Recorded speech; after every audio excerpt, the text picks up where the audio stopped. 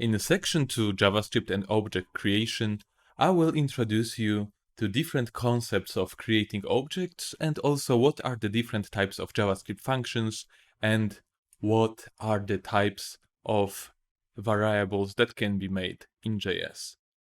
Now let's speak about the different types of JavaScript function. In JavaScript, there are different ways of creating a function.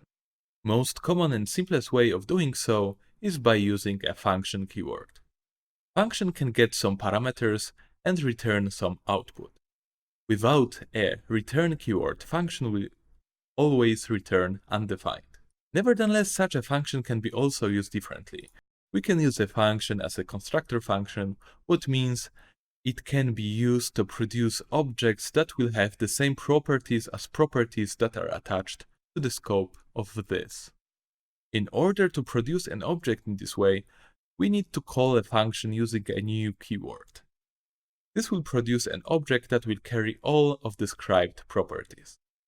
The problem is when a developer uses a provided function, and it is difficult to determine without looking into implementation if the function should be used with a new keyword as a constructor function, or if it should be used without a new keyword as a regular function. Therefore, by the convention, every constructor function is written in the upper camel case style, just like classes. And this is not a coincidence. As function that can be used both as a regular function and a constructor function can be a little tricky, there are two other kinds of functions introduced.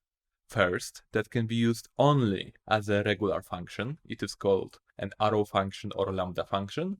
And second, that can be used only as a constructor function, a class. Let's start with the arrow function. Arrow function is written as follows. It is always passed to a variable. There is a place for arguments, arrow, and function body. If there is just one argument expected, the braces can be omitted.